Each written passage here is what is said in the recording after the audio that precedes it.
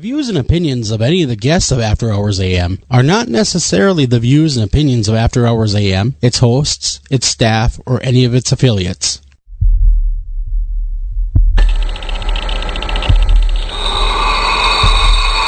Welcome to the After Hours program.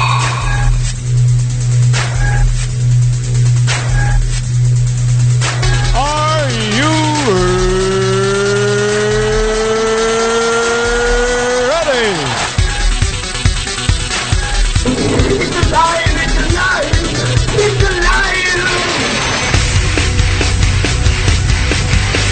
Now broadcasting live from the After Hours AM studio, Joel Sturgis and Eric Olsen.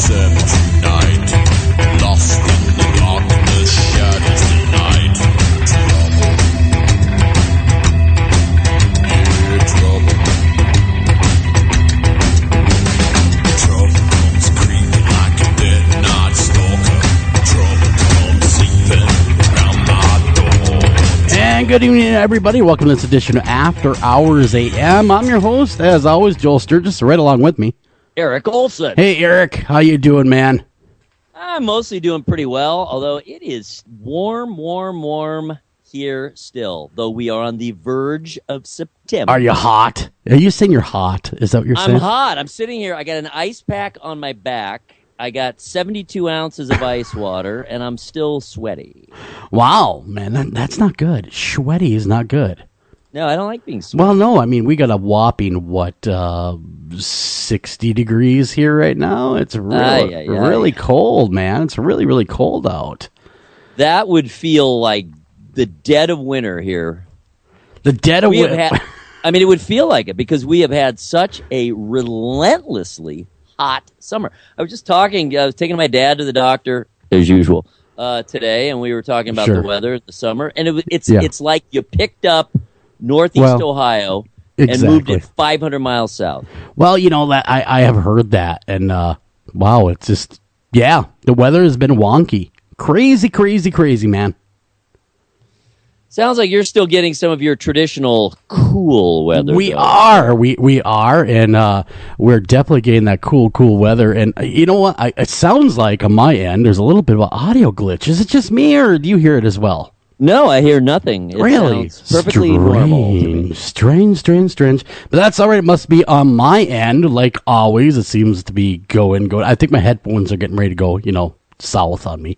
But anyhow, yes, we are cold up here in the great state of Minnesota, and way too cold if you ask me, because we are still, after all, in August.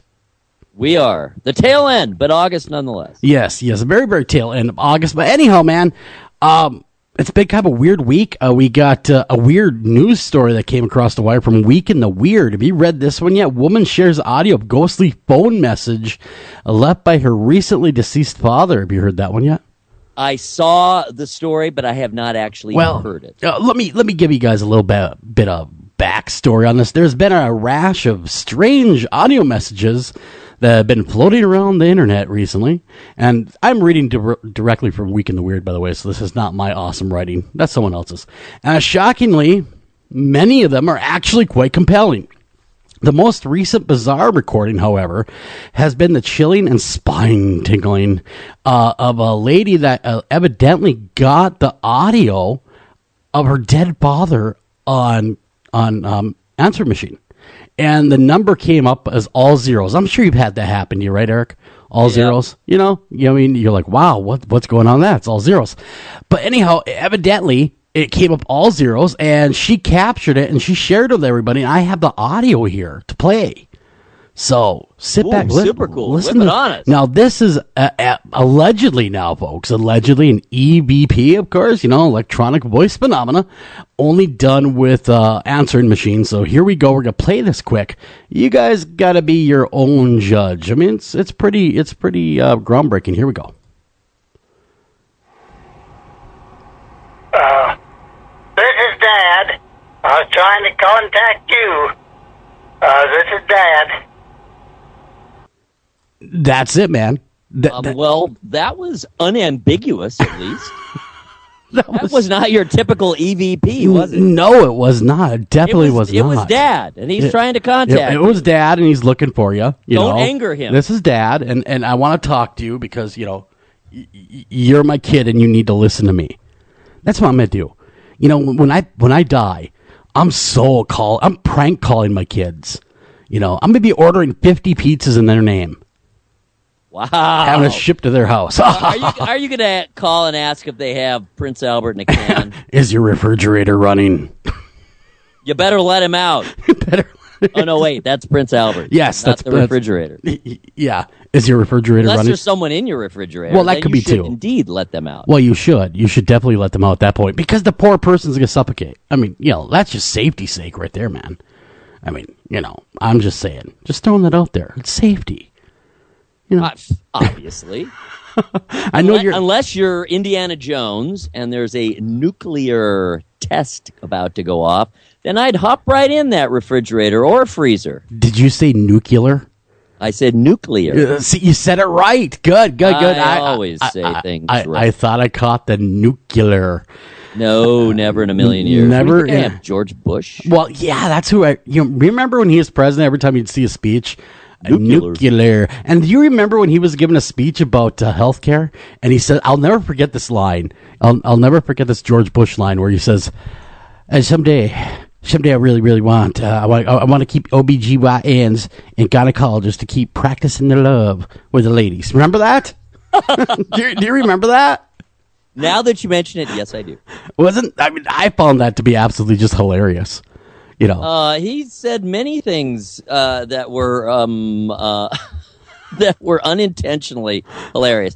I am not a George Bush hater, though. No, really I'm not either. I really am not. But my gosh, he was just such a funny guy to listen to because he was so serious the whole time. He didn't realize that he was doing these horrible faux pas. I know. It was just hilarious. But anyhow, that's the weirdest news story I had this week. The lady, of course, getting the EVP, and I thought that was pretty cool. If you want to hear it again, let's play that one more time. Maybe we should just play it one more time for the folks that might be just tuning in.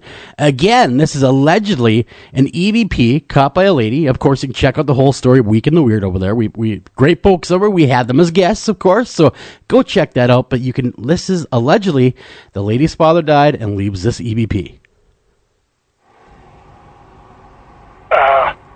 This is Dad. I was trying to contact you. This is Dad. I like how he starts with, I don't know what to say here. Technology, I hate it. Someone's putting me up to this. I don't even have a body. I don't even have a body or anything. Give me my body back. This is unacceptable. Do something about it. Get off my lawn while you're at it. Yeah, get off my lawn. You ghost kids. Yeah, you gosh darn ghost kids, and you and your technology making everything worse for everybody. That's right. That's right. Take that. Okay, well, anyhow, we got to get to what matters, what people are tuning in for the first half hour, like always. So everybody that is listening, and if you are at your computers or smartphones for that matter, go on over to Twitter, and I want you to search out AM Haunted, or better known as America's Most Haunted, and follow right along with these beautiful headlines with the beautiful tones of Mr. Eric Olsen. My tones are dulcet. They're beautiful, man. You have some absolute beautiful tones. Thank you. Oh, yeah. Do you like it when I talk that way to you, baby? Oh, absolutely. You like that? Yeah. It makes me feel fuzzy or something. Oh, good. That's my radio Barry White voice right there. Oh, man. it is. It is smokingly fuzzy. That's how I got my wife. I went up there and said, "Hey, baby, Have I ever told you that my wife stalked me when I was on the radio in the 90s? Really? That's how we met. She stalked you on the radio? She was a fan. Oh, Dawn was a stalker? No. Yes. Not beautiful Dawn. No, I believe a lot of things. I don't know about that. Okay, now I do believe it. Yes, I could see her being a stalker.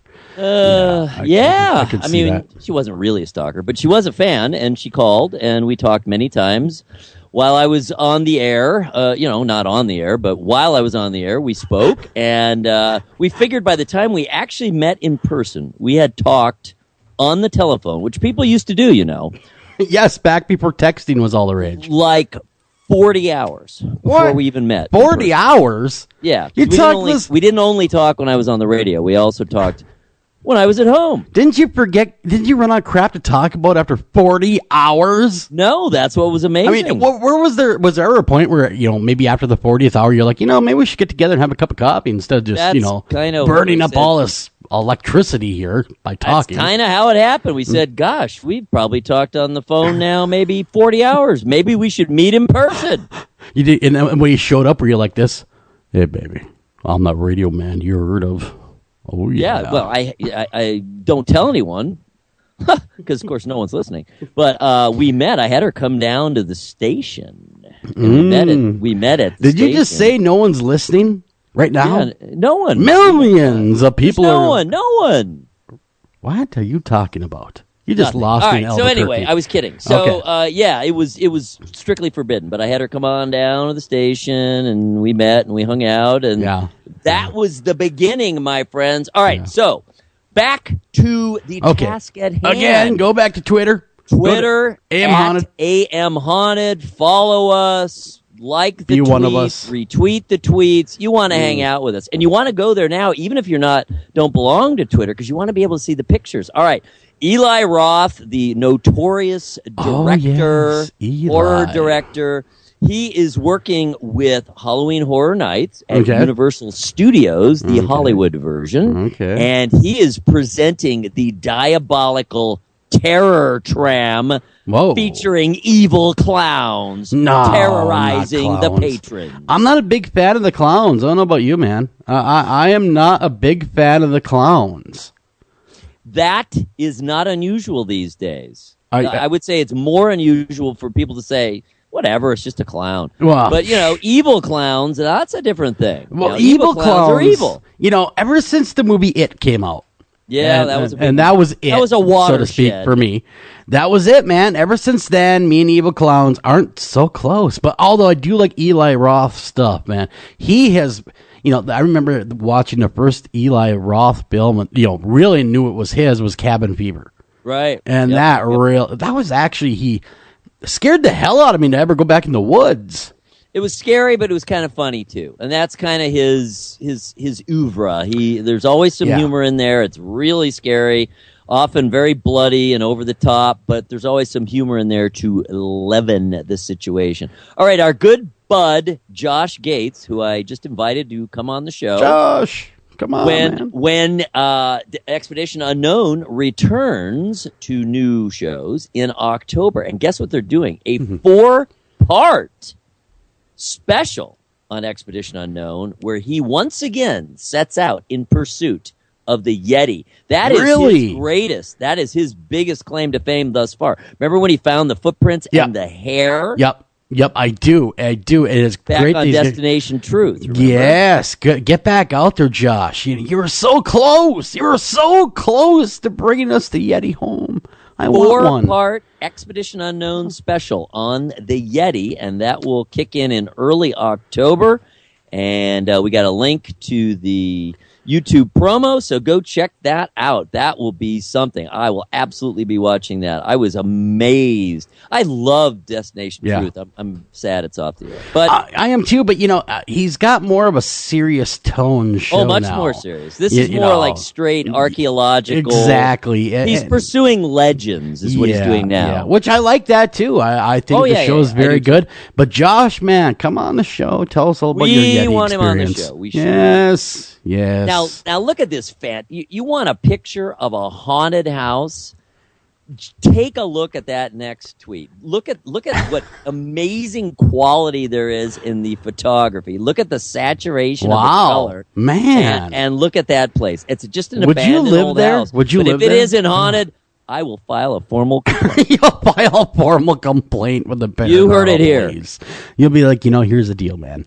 I went to this house. It looked haunted. I walked in and I didn't get scared for 1 minute. I am filing a complaint right now with There were a bunch of Girl Scouts in there. That's right, and they're trying to sell me Thin Mints, and I got mad because I'm on a diet. I'm trying to keep my girlish figure.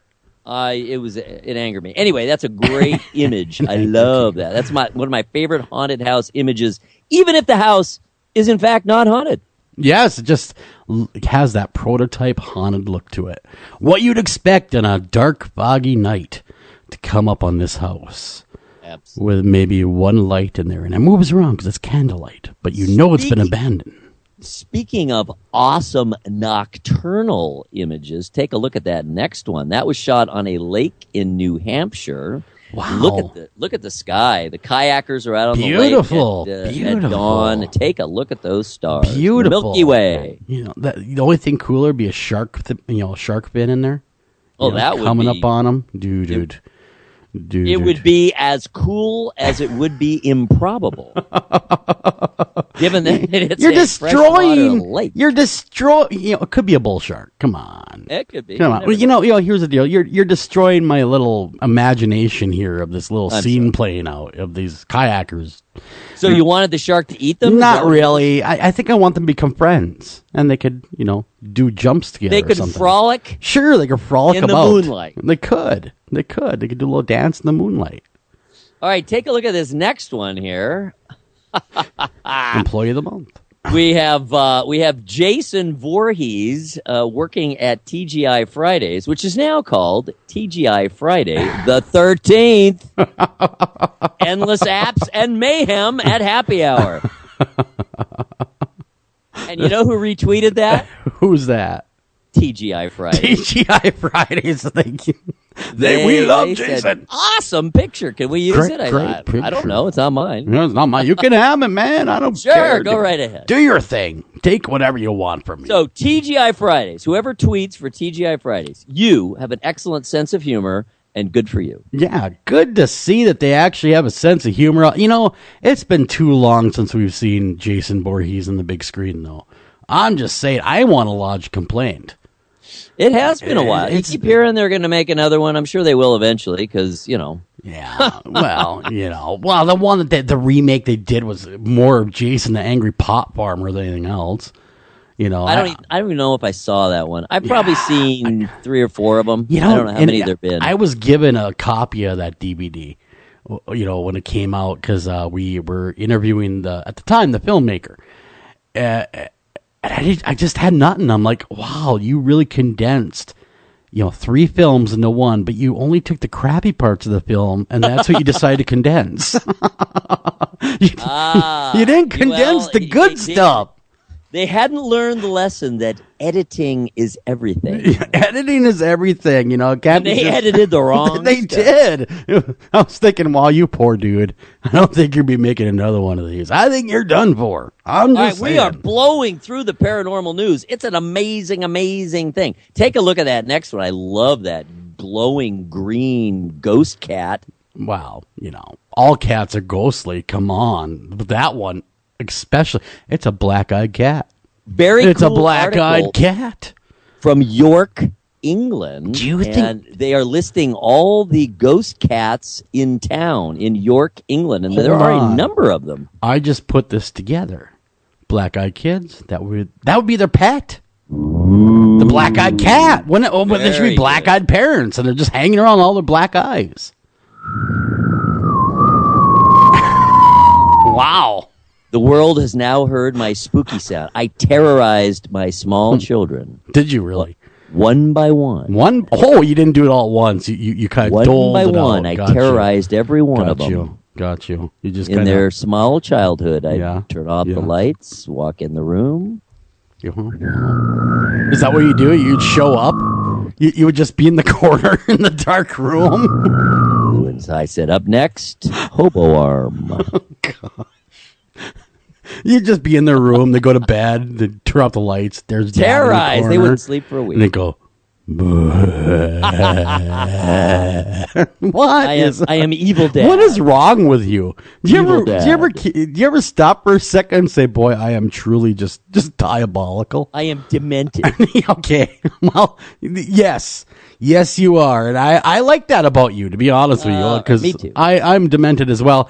But speaking of not being demented, we do before we forget to go too far. We have a great guest tonight, man. Oh my Lord, yes. You know, I want to get that out there. Normally do this towards the end, but I want to get, because he's a fellow good point. Midwestern guy. Come on, he's right here in Minnesota. from Minnesota. He is. I love him. Who do we got tonight? His name is Dennis Waskul, and he is a professor of sociology at, is it pronounced Mankato? Yes, Mankato State I've heard it University. pronounced before, so that's how I knew. So Yep. he is a professor of sociology there, and he is also a multiple author, and his latest book, which is absolutely amazing, I really love it, very, very different perspective. It's called Ghostly Encounters, The Hauntings of Everyday Life, and it is looking at hauntings, paranormal experiences from a sociological perspective. But what's even more interesting is he threw himself into it. And Yeah, he ended up having a paranormal experience. Yeah, that was. himself. Oh, I got one that happened to me the other morning, or the other night, rather. I was in my allegedly haunted house. This just happened like 2 nights ago. And, you know, nature calls, middle of the night. It's like 2 a.m. So I'm up, you know, go do my thing, you know, like everybody else pretty much in the free world has to do once in a while. And I hear above me, I hear this. Footsteps. 2 of them. Boom, boom, boom. Right in the attic above me, right? And I'm going, what the heck is that? And it freaked me out a little bit, to be honest with you. I'm like, whoa, what do we got going on here? But then I hear him come downstairs from the attic. Uh-oh. And that freaked me out, man. I gotta tell you, I was scared, to be honest with you. I had a moment of sheer terror. That would put a little pep in my get along. I was thinking, oh my Lord, what is... I honestly thought we had an intruder. I really did. Was that heavy? It was. Yeah, I thought for sure someone was in my house. I really did. And so, you know, I do what I need to do really, really quickly at this point because I'm scared. You know what, Liz? And so I get up, I go up to the attic, which is a big attic. We have a huge walk-in attic. I mean, it could be 2 other bedrooms if you want it to be. And there's nothing up there. Nothing's amiss. Nothing. But man, did that scare me. And then I rationalized it, much like when we read the book. I'm rationalizing, oh, it could have been the wind, it could have been this, could have been that. But man, it stuck with me. Even till today, 2 days later, I'm still trying to figure out what the heck those footsteps were. It sounds potentially paranormal. I could be, very well could be, or it could be, you know, I was tired, wind could have been blowing outside, it was a little bit windy. There's a million things it could have been, but it sounded so convincingly like footsteps. You know what I mean? And you've had other things happen there, haven't you? Yes, we have. Yeah, this house has a long... it's always been kind of the haunted house in the block kind of deal. And it's there's a bed you allegedly aren't supposed to move because if you do, the ghosts get angry. Right.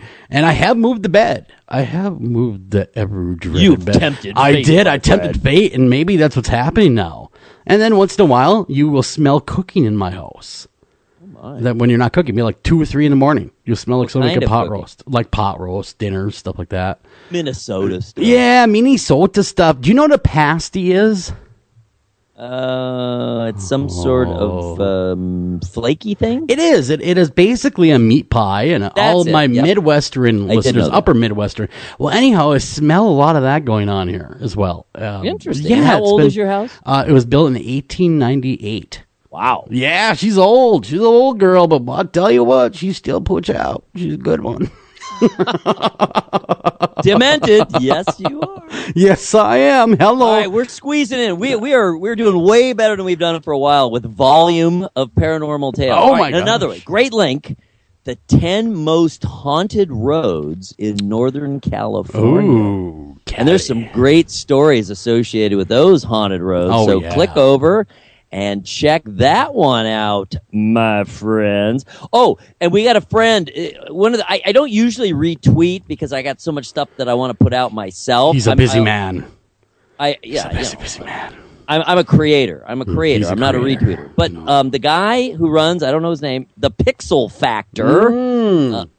It does amazing artwork periodically, and it's usually Photoshop and doing things with photography. And what he did for today, which was National Burger Day, is he made a Happy Meal out of The Shining, and best of all, it's reg rub. Get it backwards, burger. I saw that. In fact, I'm going to post that on my own Facebook. I like it so much. I think that one's funny. That's a funny one right there. I like that one. That one's funny. No, but that is actually some great stuff. That's very well done. Kudos to him. Yeah, he does. And he doesn't do it like all the time so you get sick of it. It's just every once in a while they show up. And they're almost always really good, and they almost always get a lot of attention. All right, so we hear so much about hoaxes, in particular paranormal and archaeological and whatnot. And we also hear that the dawn of the digital generation, the digital era, has made it so much easier to perpetuate hoaxes, which is, of course, true, and to spread them, of course, via the internet. But hoaxes go way back, forever. Check this one out. This was a really dead serious hoax that they didn't find out for a while. They didn't prove for a while. The reporting back from the moon. Oh, reporting from the moon. Okay. In 1835, ran a newspaper and showed pictures of unicorns and bat persons found on the moon in 1835. And some guy sat down and wrote a sketch about it. Really, really did a good job at coloring it in, and people went crazy, going, "Oh my God, look at the moon! It's full of these creatures we want nothing to do with. Let's destroy the moon!" There's not only a man on the moon, but there are unicorns and bat persons. Well, I always assumed it was made of cheese. All right, we got to get to one more here. I know we only have a few minutes, but this is the absolutely most pressing question of the day. Are you prepared? I am prepared. Does Godzilla have a penis? Oh my gosh. Wow, that would explain all the anger if he doesn't. Right. There are a lot of theories. Believe me, there were many responses. Now, what was the popular consensus? Popular consensus is he's a reptile, and he may be bisexual, literally, meaning having both hermaphrodite. Sexes. A hermaphrodite, yes. Hermaphrodite. Able to reproduce singly. Or another was, we thought that he might be a mother, a female. Well, now it makes sense why Mothra kept turning him down. That's why he got so mad at Mothra. Will date me. There's a dead serious article trying to figure this out. Well, how do you have a dead serious article about whether Godzilla has a penis or not? Dead serious. How do you have that how do you even have that discussion? Well, my educated view would say that no, Godzilla does not have a penis. It is discussed to a fairly well on inverse.com. So check that out. That is important stuff. Okay, Eric, do you ever stop yourself and go, wow, people really have entirely too much time on their hands? They do, but that is, that's a pressing question. It's a hard one to answer. So the consensus was, to answer that question, experts disagree. I would imagine. There is no consensus. I would imagine. They're going to agree to disagree. Exactly. What they're going to do. No blows were thrown. Yes. Fortunately. And no jokes were thrown out there either. Thank God. No. This is serious biz. Serious business. Everybody wants to know. Look at Godzilla rampaging across I would be the angry. Japanese countryside there. I would be angry too. Let's just face it. He wants some loving from Mothra. Mothra said, "You're not my type." Exactly. And look at him. He's mad. But yes, I don't know. That's just crazy. What are you doing over there? I was being either Godzilla or Mothra. No, one of the two, yes. Wow, yeah. Well, anyhow, that is it for Haunted Headlines. We come back, we're going to miss Kirsten Klang, and she's going to read your emails. That's right, your very, very own emails of the strange and odd when we come back right after this.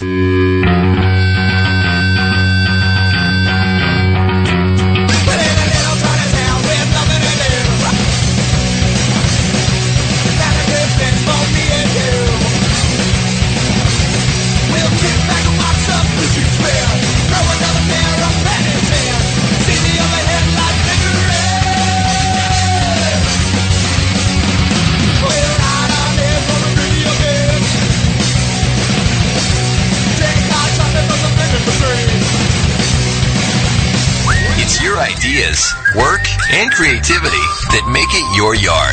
At ACE, we're here to help with hoses and sprinklers to nurture growth, gardening tools for the shape of good things to come, even the right fertilizer and bug killers to make the grass a little greener.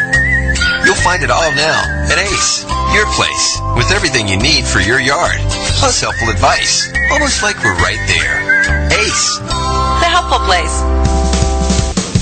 Anavar Media LCC is a dedicated team of professionals committed to helping business development scale and protect their websites, mobile applications, enterprise software solutions in the Northeast Ohio area. Locally owned since 2012, our client-centered values truly sets Anavar apart. Contact us today to learn how you can get 25% off your first project. Call them at 234-380-4852. Again, that's 234-380-4852, or visit them at www.anavar.com. Again, that's www.anavar.com. Hi, Tom Bodette. If you can hear me, then you have an internet connection, which means you can do cool things online, like listen to streaming radio, obviously, or watch a video of a monkey washing a cat. Let your freak flag fly. Or you can book a room at a great price at Motel6.com. Isn't the internet wonderful? Everything you want right at your fingertips, and whoa, did not need to see that. I'm Tom Bodette for Motel 6, and we'll leave the light on for you. Do you have a question for our guest tonight? Don't feel like calling the show? Not a problem. Email those questions to afterhoursam@gmail.com. Again, that's afterhoursam@gmail.com. You gotta do what you gotta do, right? So what you gotta do is serve fried bats? Yep. Do you know what they call bats? Bats. Chicken of the cave. No one calls them chicken of the cave. Who's they, by the way? There's a guy I met named Paco. Sells biker speed at the pier. So that guy calls them chicken of the cave? Yeah. That's not they.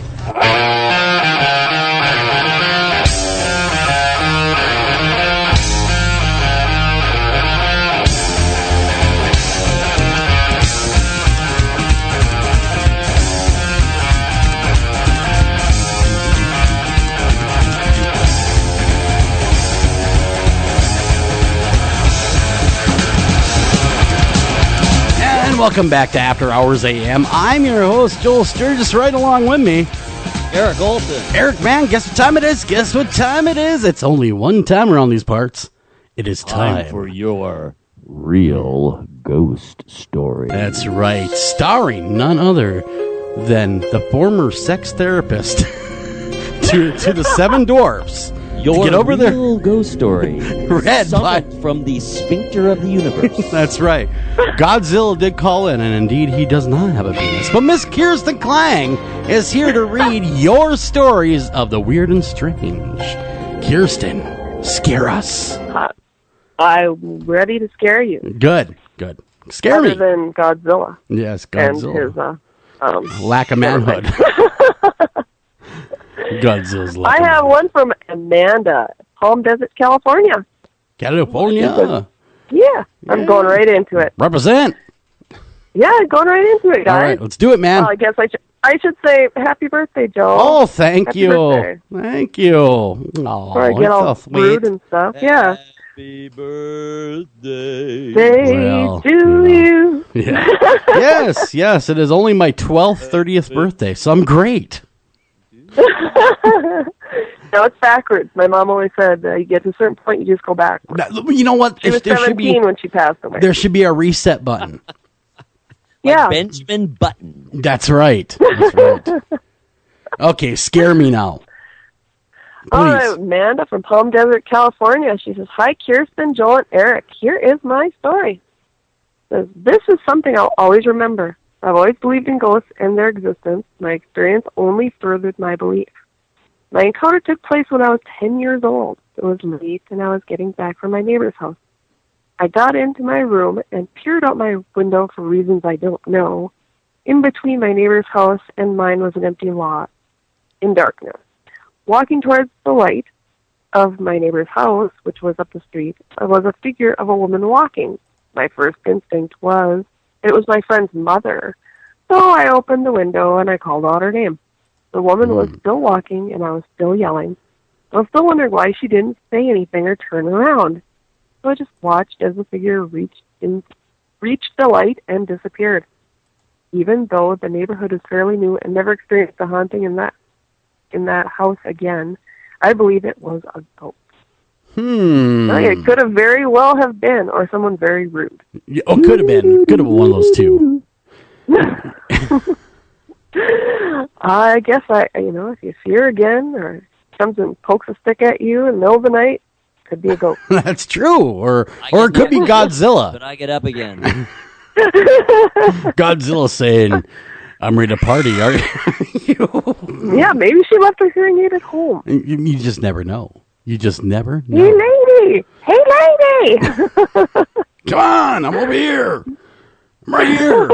There's a strange kid yelling from the window. Yeah. Come on. Don't you hear me? Come on, right here. What the hell? What do I got to do around here? Jeez. Alrighty, well, I got one from Alex Snyder in Orange, Connecticut. No. Yeah, Alex says, my senior year of high school, one of my best friends asked me if I would accompany her and a group of her friends from school to a camp to help her mother with a function she was running. Her mother was involved with the inner city elementary school. The proposed function was 3 days, 2-night camp outing at Camp Cedar Crest in Orange, Connecticut. I, of course, accepted and was glad to go, knowing that nothing at the time what lay ahead. We arrived at the camp with all the trappings for a 3-day camp adventure, and that's what started off as: singing, hiking, baseball, marshmallows. Sure, it was a great time. Sure. Then Jason showed up. Until nightfall. At TGI, Friday the 13th. Until tea. That's about it. Wow. That's it? Yeah. All right. See you later, guys. Yeah. Okay. Go ahead. Yeah, the marshmallows won't help me now. That night, after all the little kids had gone to bed, all my friends from school gathered in the main cabin. It was a very large hall that served as a cafeteria and the main gathering center.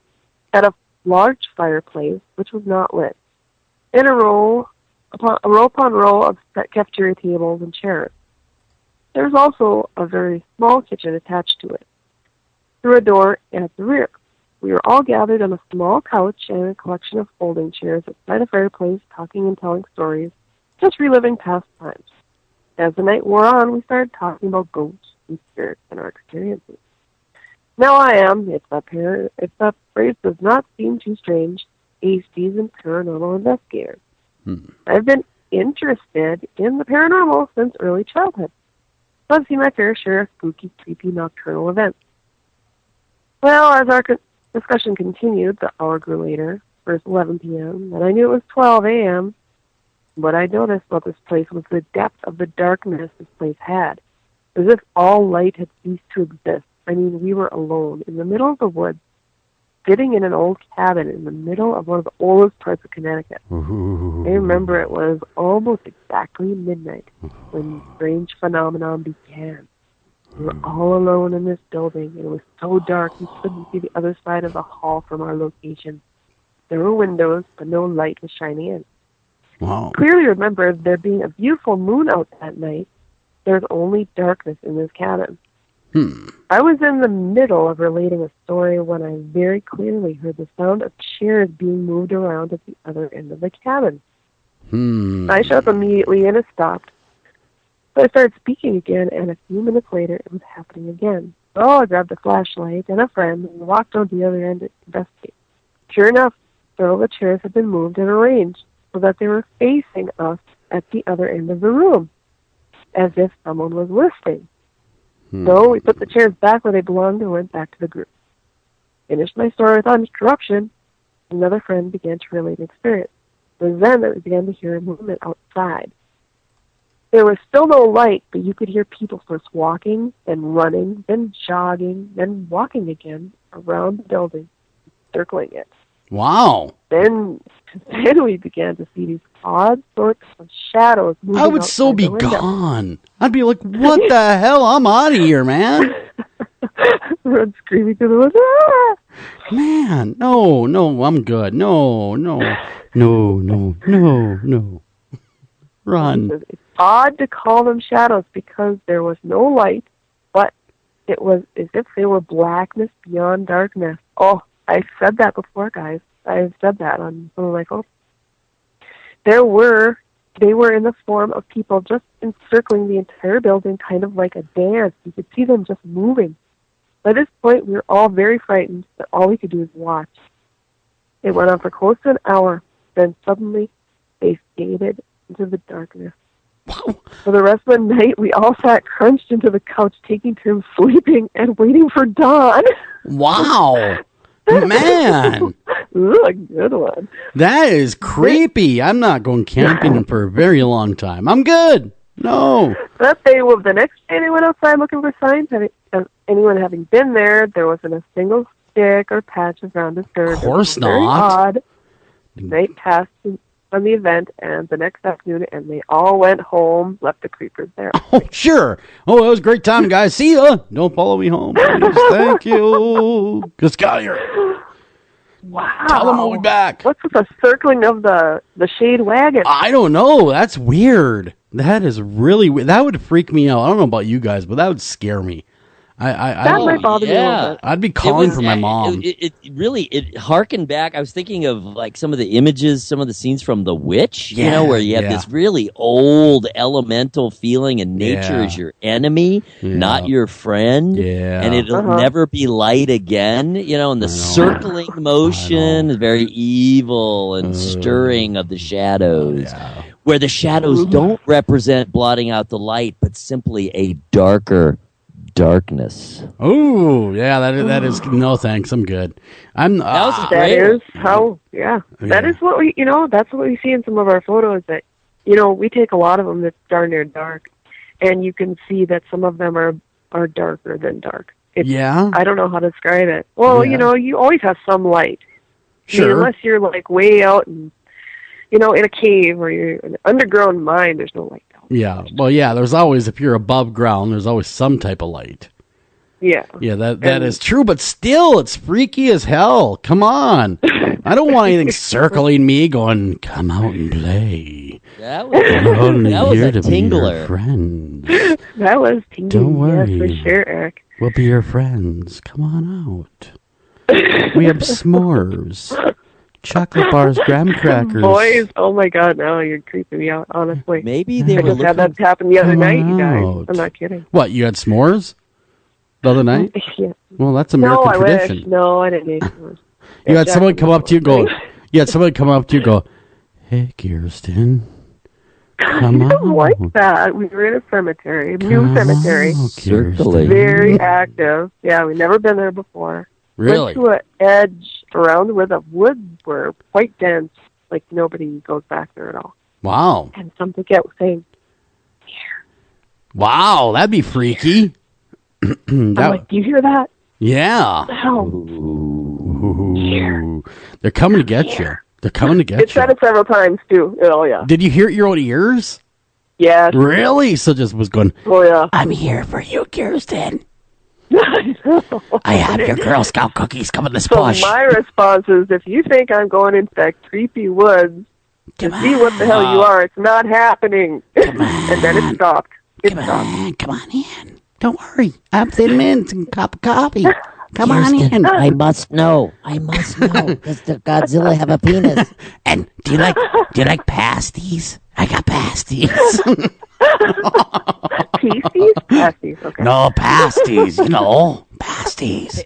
Pasties or something? Yes, that's totally different. And if you wear those, Kirsten, that is all up to you. We don't want to hear about it, but hey, maybe you're fans of their mystical Minnesota Paranormal. Would love to see photos, but we really can't talk about it on the air. This is a family show, after all. Everyone knows pasties are not flaky treats. No, they are not. And they are don't not. try gluing on pasties. Just don't. It's just not going to work out.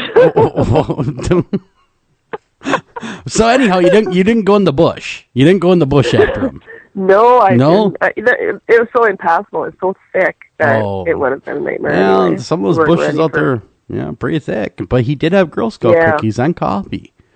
It could have been a good time. Yeah, well, if I had been dressed for the train, maybe I would have gone there. But you were scared. You know, a little party was just a little scared. Come on.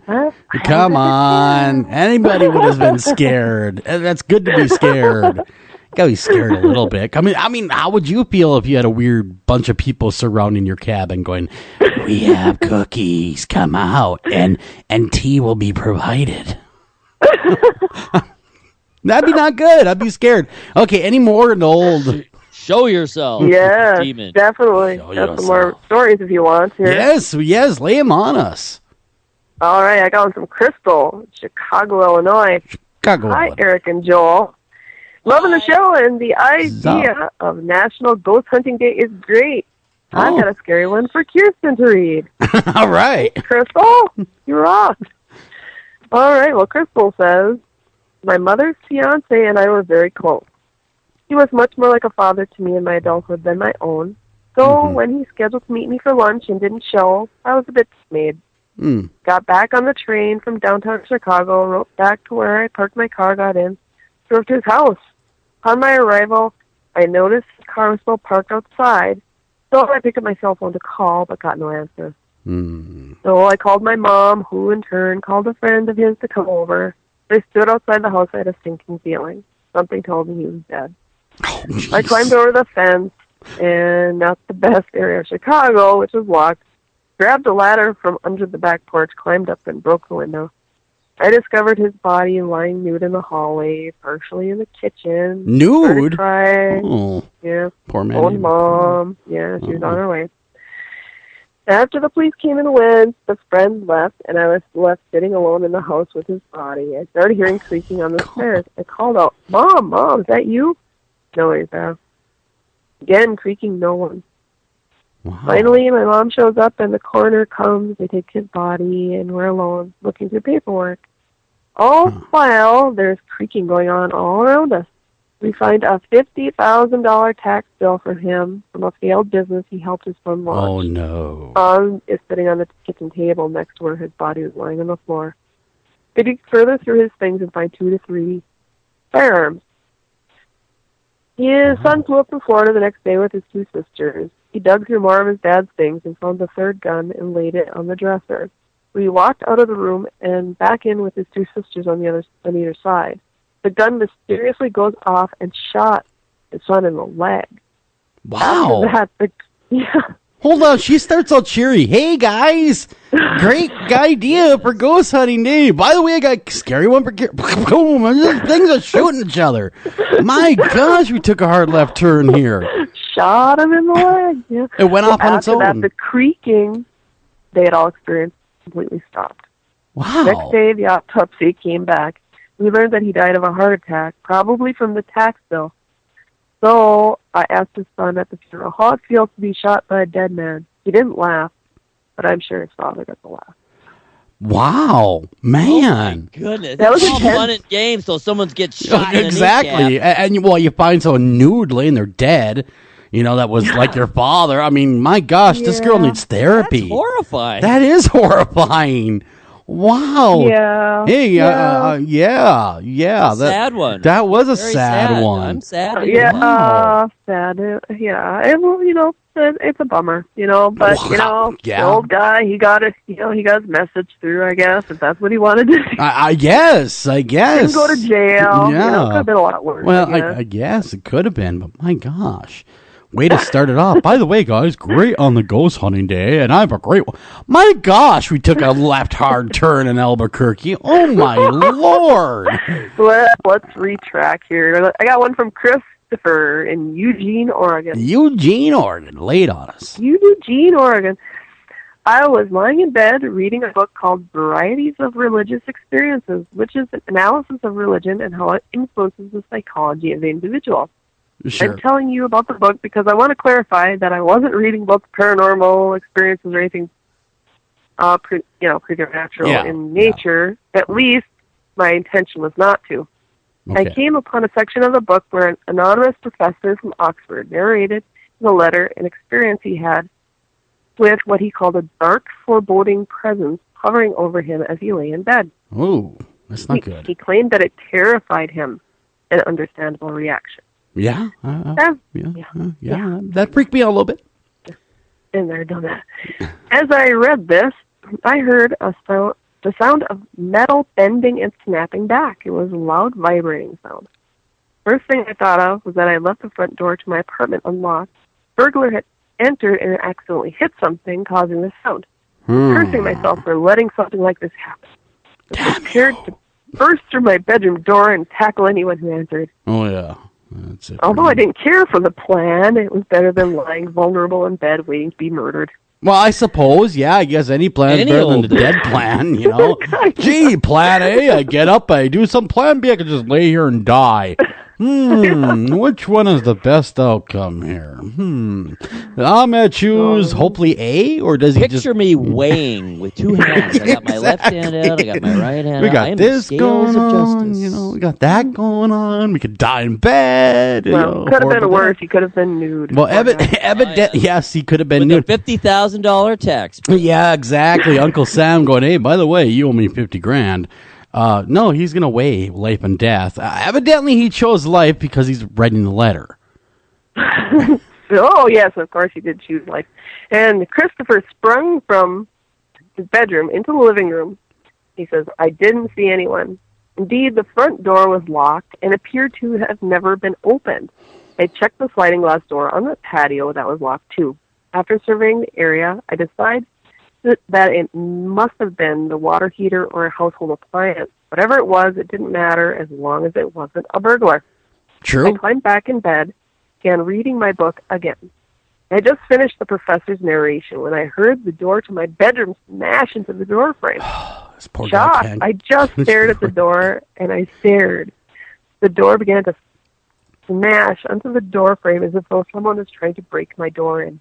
Did it over and over again, sometimes pausing for several seconds, only to begin again with increased intensity. Wow. I always told myself that if I ever encountered anything supernatural like a ghost or spirit, I would stand my ground and not treat it differently than I would a spider or a bee. A spider or a bee? Let's see, we got this massive thing coming after me that could kill me, but I'm going to treat it like it's a bee. All I need is a big wad of Kleenex. That's right. All I need is a rolled up newspaper and maybe a squirt bottle of Raid. What bravado! For I pulled the covers over my head and I cowered like a baby in his blankie. Sure. After 15 minutes of banging, it stopped. Nevertheless, my heart was thumping painfully against my chest, and I didn't stop doing so for hours. That night, I didn't get any sleep. Well, at least he's truthful in his email. We all would cower like a wimp. Let's just be honest. But other things have happened since then. Not nearly as much of a terrifying effect as that night with unknown force, which was trying to push in my door. Sure. Usually there's scratching coming from my closet and tapping 1, 1, 2, 1, 2, 3, 1, 1, 2, 1, 2, 3. These unexplainable occurrences happen almost nightly. Now I lay in bed not wondering, but knowing I'm always being watched. Whatever Morse is code. watching me is Yeah, demonic Morse code. That's Morse code for when they kill you. What is it? What is that? Do you know Morse code, anyway? No, I don't know Morse code. I know Morse. And he does speak in code. I know it's not SOS. That's all I know. He does speak in code at times, but I mean, no, I don't. I don't know Morse code. I don't either. Morse code hasn't been a radio for years. You know, there's no tones of Morse code anymore, so you don't have to worry about it. But it could have been, because, you know. Yeah, that's what I'm thinking. Now I want to go look at Morse code and see what it said. Maybe his neighbor's a ham radio operator. Ooh. They do a lot of Morse code. Yeah, that's true. They do. I'm just saying. You know, who knows? Could be. All right. Well, we're running close on time here, guys. I don't know. I got we another can one squeak here, but it's one fairly more. long. Is it really? Oh, you got 5 minutes? Wait a minute. I think I got. Well, it's not so bad. It's Come on, the mailbag. I can do it. All right. I'll just hit it out. We will not intervene. No, we'll be quiet. We'll just let you read. We'll shut up. All right, guys. All right. I got one from Jovis from Elmira, New York. Joe says, this wasn't my first encounter, but was a life-changing one. A friend of mine was renting an old 2-bedroom house, and it always had issues with the place. 1, could never get rid of the flies. 2, Lights would always turn on and off by themselves. 3, you could always find cold spots even on hot days, not just cool spots, but downright cold. Wow. 4, you could hear footsteps, the doors closing when no one was there. 5, voices, loud voices. 6, some of the smells in the house range from violence to decay. Oh, my Lord. Right. 7, One move night out. we were hanging out and drinking a 12-pack, and the lights in the front bedroom started flickering like crazy. We ignored it and kept playing cards. Neighbors called us to make sure we were okay, so we tried to get the light to stop. When we got to our room, the ceiling light was swinging around and stopped flashing. The cold draft blew over us, and for the life of us, we couldn't get the light to turn back on. We went back to playing cards. Every time you'd go to that bathroom, felt like someone was staring you down. As the night went on, the flies kept getting worse and worse. We tried to figure out where they were coming from. When we opened the downstairs bedroom, the walls were covered in frost. Oh, my God. What? Okay, go ahead. I remember walking into the room and feeling like I was falling. Everything went black for me. My brother dragged me out of the room, and I awoke to a strange, paralyzing feeling of cold and a loss of air. The lights in the front bedroom were all going crazy. I was dizzy, and my brother dragged me outside, so I used a neighbor's phone to call a cab. I was still trying to understand what was going on as my brother was explaining to me that I fell out, and I was just saying that the house is evil, whatever. Wow. The cab showed up. The light in the window was still flickering. The driver asked us where we were going, and then asked if one of us lived there. My friend said, yeah, he was renting it. And the driver said, do you think it's haunted? And he said, hell yeah. Judging by the flickering lights. To drive away, he said, my grandfather hung himself in the upstairs bedroom. Oh, my gosh. No, this is just too outlandish. I mean, we love all of our listeners. Cheerfulness. Oh, my gosh. He went on to tell us that Grandpop was dying of cancer, couldn't take it anymore. His mom was given the house after his death, and he grew up in the house with all the weird crap. They sold it when he was about 9, after they were scared out of the house and never went back. We thought he was full of it, but he pulled out a newspaper clipping of his grandfather's house, all blocked off with cop cars. That he carries with him on his person, just in case for that moment. Headline was about you don't believe me? Check this out. Suicide. Yeah. My friend moved out the next morning. I would too. Cabby said his grandfather was an ass, kicking his mother out when she was 14. 2 years later, when my cousin moved up from Florida and moved into the same house, she called me and wanted me to come visit. My gal, not there. We talked on the phone, and she said she couldn't get rid of the flies. Oh, my God, again with the flies. She only lived there for about a month. Her boyfriend overdosed on heroin and acid.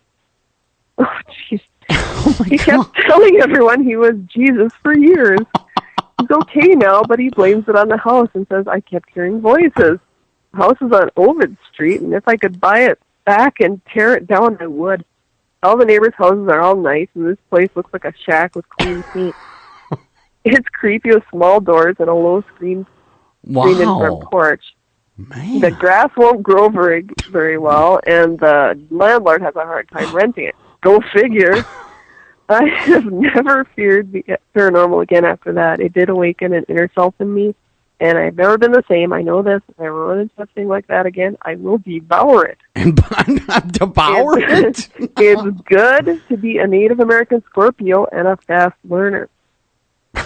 Wow. There's a lot going on in that day. There's a lot going on in that old house. Yeah. Oh, my Lord. That's demonic episode of this old house. All right, Kirsten. That one should be raised. Yeah. We got exactly. We got 30 seconds left before we go to Fox News. Okay, where can people get a hold of you and kind of check out your evidence? And send you the story. Come on over to Mystical Minnesota Paranormal at Facebook. We're there. We're also at Mystical MINN at Twitter. And give us an email at mysticalminnesota@gmail.com. Cool, guys. Keep those stories coming. Remember, send them our way. We will definitely get them on the air. But when we come back, we got a great guest. Don't go anywhere. Be right back right after this.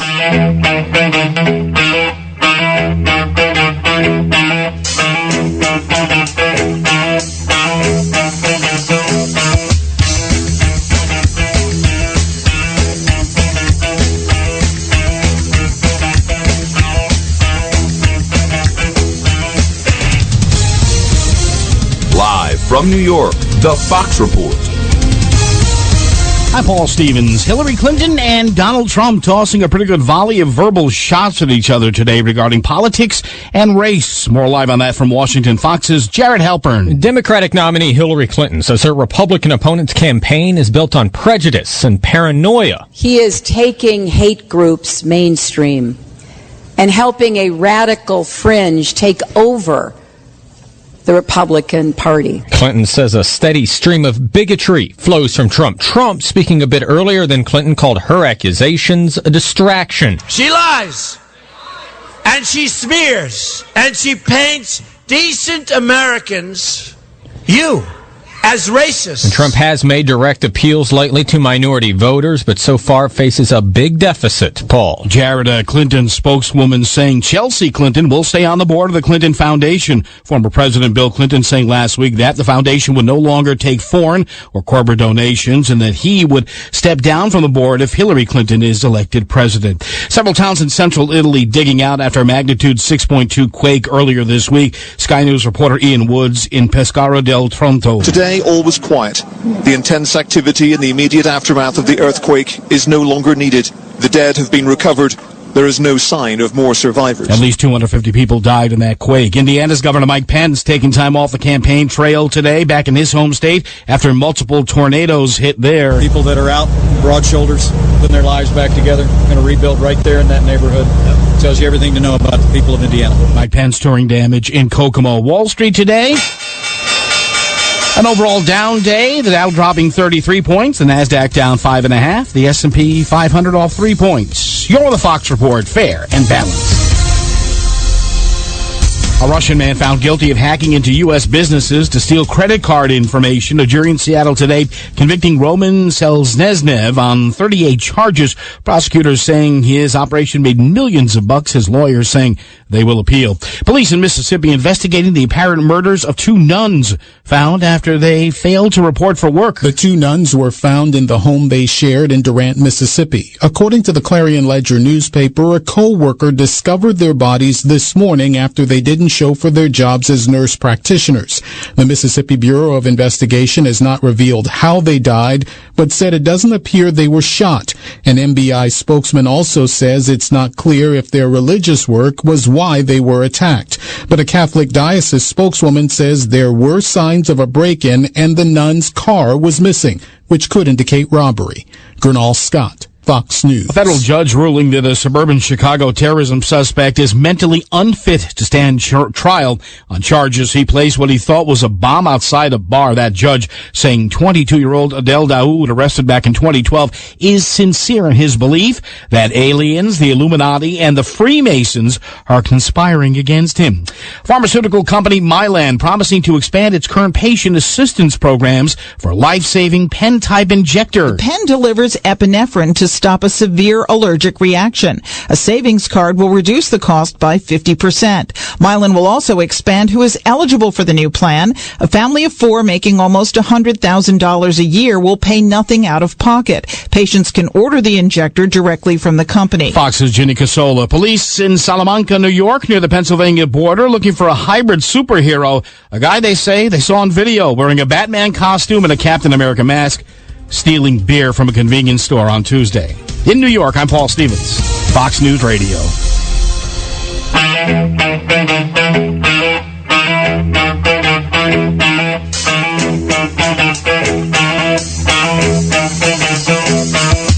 And welcome back to After Hours AM. I'm your host, Joel Sturgis, right along with me, Eric Olsen. Eric, man, we have a great guest on tap. I'm really excited to this because, not only is it a great book and great subject matter, But he's a Minnesota boy, just like I am, so why don't you go ahead and introduce our awesome guest? Here's the thing. Most academics just sound too academic. They're smart, they're interesting, they come up with all kinds of groovy stuff, but they're just too academic. Dennis Waskul is not. He wrote this book like he's a normal person. Like he's anything but. Come on, he's not alien. We are speaking with sociologist and author Dennis Waskul about the meaning and consequences of paranormal experiences as detailed in his fascinating new book, Ghostly Encounters, based on 2 years of fieldwork and interviews with 71 heartland Americans. The Waskuls book is a reflexive ethnography that examines how people experience ghosts and hauntings in everyday life. Through these stories, Ghostly Encounters seeks to understand the persistence of inexplicable experiences and beliefs in ghosts in an age of reason, science, and technology, and how those beliefs and experiences both reflect and serve important social and cultural functions. Welcome to the program, Dennis. Thank you very much, Eric. Thank you, Joel. I'm thrilled to be here. Cool, man. We were thrilled to have you because I have a ton of questions. Number one, I guess, well, I was kind of getting ready for the show, and the first thing that hit me right away is the paranormal's taking off in such a big way. I mean, it's gangbusters right now. It seems like everybody and their grandma's out there looking for a ghost. Is that, I mean, as someone that specializes and is a learned man in sociology, what's your take on that? Why is it like some type of hysteria going on? I mean, what's going on in that whole thing? Yeah, not at all. I mean, and we should have a good answer to that question, but unfortunately we don't.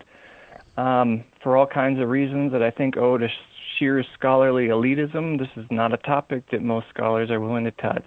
Yeah. And you're absolutely right. In fact, I've argued elsewhere, I believe that interest in the supernatural and the paranormal is at an all-time historic peak, at least one that rivals the spiritual movement of the previous century. Never before have you seen so much interest, so much popular culture surrounding the supernatural and the paranormal, more and more people coming out with confessions of encounters with ghosts and Sasquatch and aliens. Mm-hmm. And the social sciences have been caught with their pants down as to why this is happening, what's going on here. Except for you. Well, I don't have a definitive answer, but I saw it starting in 2012 to start taking these experiences that people have seriously, wrap my head around what's going on here. What is it that people are experiencing? How are they making sense of it? What are the functions of these ghosts in their everyday life? And I'd like to believe our text provides some solid cues as to the significance of these kinds of experiences in people's everyday life. Well, what's interesting is here at the show we get tons of paranormal emails, and we dedicate an entire half-hour block to nothing but reading these emails. Mm-hmm. And some of these stories, obviously they all can't be true. I get that, but my gosh, some of them are just darn scary. Do you think that we almost, as a species, and the way that we tell stories and the way we interact with each other, do you think that there's almost a need to be scared? Because we don't have predators anymore. Do we need to develop some of these stories to stay scared? No, I think so in some cases, absolutely. And for some individuals, that it performs important functions in their everyday life. We have a concept in sociology, we call it edge work. Mm-hmm. Edge work, if you're not familiar, is primarily understood in the context of extreme sports, very risky kinds of activities where people put themselves out on an edge to feel that sense of danger and that sense of thrill, and to confront that danger in order to feel a kind of magnified sense of self, that you can overcome this and now I'm a better person for it. Mm-hmm. And we found some of that, certainly in our research, not a whole lot of it, but there are some folks out there that are seeking out these sorts of thrills to engage in that kind of edge work, to feel a sense of mastery over themselves in a world in which, you got to admit, a lot of us are feeling a little out of control. Well, sure. I mean, since 9/11, there has been an explosion of the paranormal. It seemed like that was almost a tipping point, like zombie movies, man.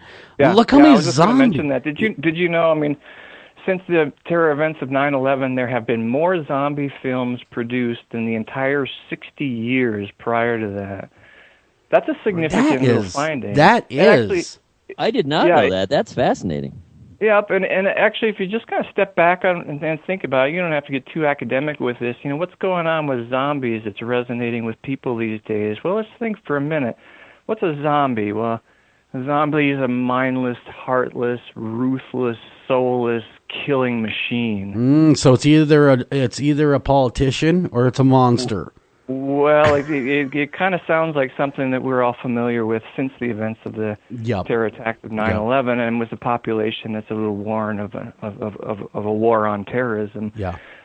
So yeah, I mean, this is what a sociologist, I think, can bring to this equation is a historical and cultural contextualization of these things. Maybe not providing total answers, but a way of thinking about them. That being said, with the war on terror, now during the Vietnam War, I don't know if you went that far back and look at the research. Was there the same spike during the Vietnam War of that kind of programming, kind of on the edge programming, kind of terror programming, or is it really just it's really specific to our time and culture right now? I don't have a definitive answer to that. If it doesn't concern ghosts and hauntings, my knowledge is quite a bit more limited. That's all right. That's all right. But I'm not aware of any specific type peak during that time period. Although obviously that's an open question for investigation. Oh, sure, absolutely. But well, like so many things. What I'm glad you brought that up, Joel, about Vietnam, because art. And I think culture in general, art specifically, popular culture, they tend to peak at the worst times. And that's why the cliche, the best of times, the worst of times, really has resonance in the real world. Look at the 60s. What a peak time for pop culture in terms of rock and roll, in terms of movies, and even television. We're still watching these shows.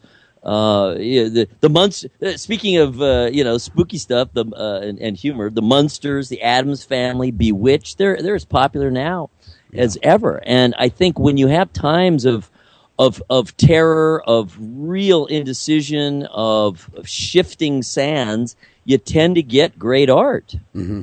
Mm-hmm. I believe that as well, but. Yeah, but the paranormal now, the ghost hunting part of it is a new wrinkle, I want to say, in our culture that was never like this, like Dennis had said before. I mean, it really has come to this tipping point of no return. Now, when you went to go write this book, did you have a hard time kind of wrapping your mind, okay, how am I going to tackle this subject matter and remain neutral without, going swaying one or the other? Right, yeah, right. Well, yes and no. I mean, in some respects, we come to this topic from a very unique point of view. People ask me all the time, whatever compelled you to pick up a study of ghosts and hauntings, and I wish I had a really good answer to that. I wish I had some juicy story of some epiphany experience of a ghost visiting for me from the other world, but I don't. I don't have any experiences of the sort. It was just a real mundane set of circumstances in which I was super bored with what I was previously studying for the last 2 decades of my career. I wanted something new, something different, something novel, something I can do with my wife. Mm-hmm. She loved the idea right away. This fed into my passion for studying things that other scholars haven't done or won't do. So I don't have any sort of life experiences that brings me to this study, but that also puts me, I think, in a good position in which I have no agenda. I have neither. I have no agenda to prove or disprove anything, which I think allowed us a rather neutral perspective on what people were telling us and what we were able to see. Sure, no dog in the fight, so to speak. So yeah, we didn't have any axe to grind or any agenda to prove. On the other side of the coin, it was incredibly difficult. Very, very few scholars picked up topics like these, and I had no idea what I was getting myself into. To be quite honest with you both, I was truly expecting it to be a short, cute, fun little study. It would take me about 6 months, put out a nice little journal article, and move on. But what I discovered absolutely just floored me. I was discovering things I never expected to discover, experiencing things I hadn't expected to experience, and found such a much richer topic that it occurred to me, why hasn't this been done before? This is fantastic. So that turned into 2 years of data collection and really the whole project over 4 years.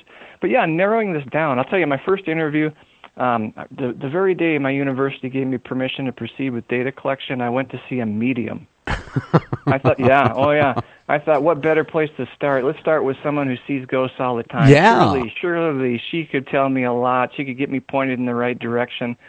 Boy, I was right, and holy cow, I was wrong.